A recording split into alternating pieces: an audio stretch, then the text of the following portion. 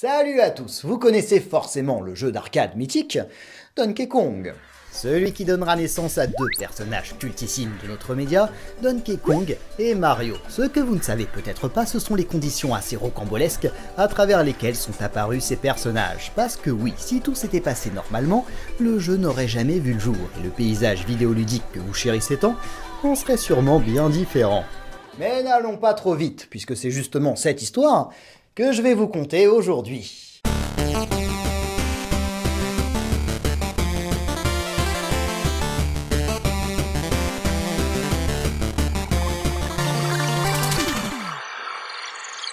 Il nous faut donc revenir en 1980. Nintendo est une firme bien connue au Japon, à travers notamment ses cartes à jouer et ses quelques succès dans l'industrie du jouet. Mais dès les années 70, la firme tente de trouver sa place sur ce marché émergent, l'arcade. Elle signera quelques succès comme Wild Gunman ou encore Sheriff, des bornes que l'on trouve essentiellement au pays du soleil levant. Hiroshi Yamauchi, président de Nintendo, ambitieux, voit plus grand pour gagner des parts de marché et créer Nintendo America, dirigé par le beau-fils de Yamauchi, Minoru Arakawa. La mission du jeune homme est simple, du moins sur le papier, conquérir le marché américain. Le petit gars passe donc pas mal de temps dans les salles d'arcade pour visionner, analyser et comprendre ce qui attire les joueurs. Et dans ces fameuses salles, qu'est-ce qu'il y voit? Des vaisseaux spatiaux, des aliens, des missiles, des étoiles, l'immensité de l'espace, en gros des shoots et ups spatiaux de toutes parts, reprenant tous de façon plus ou moins originale les bases du gameplay de l'immense hit Space Invaders.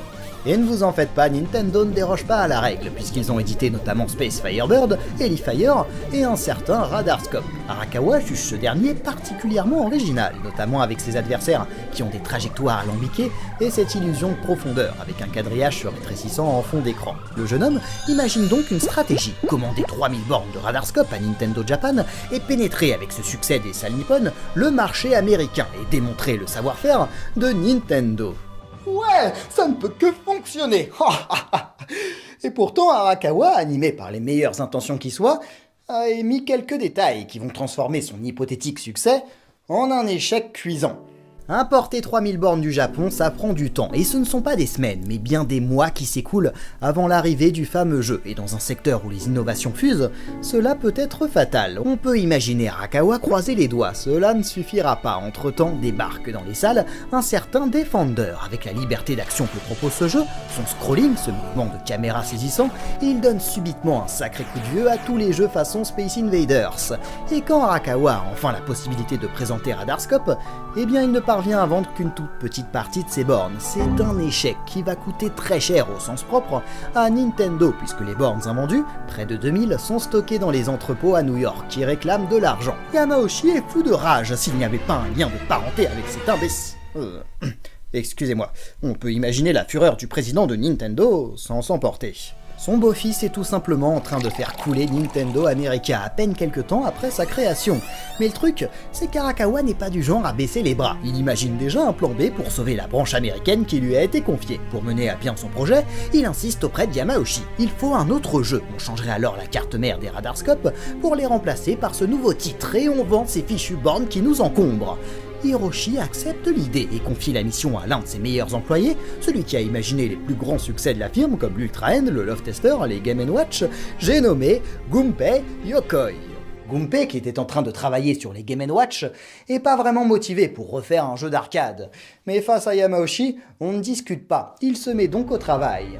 Gunpei Yokoi souhaite se débarrasser rapidement de cette mission pour se remettre à ses Game & Watch. À son goût, le plus simple pour pénétrer le marché américain, c'est de proposer une aventure avec des personnages populaires au pays de l'oncle Sam. Et c'est Popeye qui est choisi. Il se remémore un épisode qui l'a particulièrement fait rire. A Dream Walking, où Olive, somnambule, déambule sur un chantier et est toujours sauvé in extremis par une poutre ou un échafaudage. Cela donnera le cadre de son jeu, un chantier. Pour dessiner les personnages, il fait appel à un tout jeune designer, Shigeru Miyamoto. Les deux hommes échangent énormément et les idées fusent. Brutus devra se trouver en haut de l'écran, Popeye en bas. Atteindre Brutus fera un bon objectif. Et si au lieu d'envoyer des projectiles, comme c'est le cas dans les jeux traditionnels, Popeye devrait en éviter, un petit peu comme dans le hit du moment Pac-Man. Le joueur devra donc grimper en haut de l'immeuble et éviter les tonneaux. Le concept est trouvé et le jeu se nommera Popeye et l'attaque des tonneaux de pierre.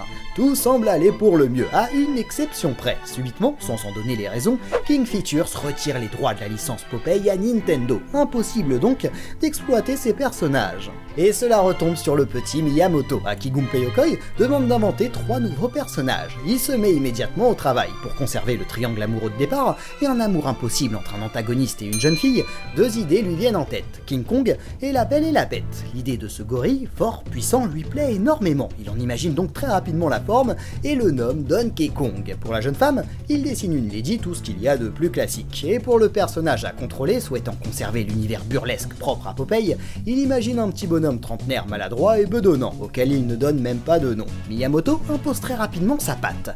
Il se refuse, comme c'est le cas dans les jeux américains, de donner des proportions réalistes à son personnage, avec de longues jambes et une toute petite tête. Non, à son goût, pour que le joueur ressente le charme du personnage, il doit privilégier l'expression du visage et donc faire une tête plus imposante que le corps. Pour ne pas avoir à animer les cheveux, Miyamoto lui affuble une casquette et une moustache pour ne pas s'occuper davantage de la bouche. Pour distinguer les bras du corps, il lui enfile une salopette permettant d'intégrer 2 couleurs, bleu pour les bras et les pieds et rouge pour le corps.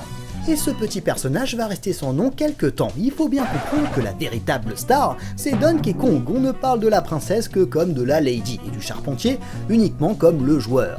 La direction finit par nommer le personnage Jumpman pour le marché américain, mais c'est sans compter les employés de Nintendo America, qui au cours de la traduction renomment la lady Pauline, et Jumpman Mario, puisque le personnage leur fait penser au bailleur italien de leur entrepôt nommé Mario, nom qui va énormément plaire à Miyamoto lui-même, et qui finira par s'imposer au Japon. Mais revenons-en à nos moutons. La borne Donkey Kong va connaître un départ assez timide aux États-Unis. C'est au fil des mois que le jeu va s'imposer dans les salles enfumées, puis devenir au cours de l'année suivante, 1982, un hit aux États-Unis et en Europe. Plusieurs choses lui profiteront. Le fait que les gérants de salles voient de plus en plus d'un bon œil les tentatives originales s'éloignant des shoot'em up, puisque des succès comme Pac-Man, Frogger, Qbert ont bien démontré qu'il était possible de proposer autre chose, et bien évidemment la qualité et la singularité du jeu. Son univers graphique et ses personnages charismatiques sont immédiatement attachants. La critique loue l'esthétisme du jeu. Voyez un peu d'autres jeux de l'époque à titre de comparaison. La presse ira jusqu'à dire qu'avec Donkey Kong,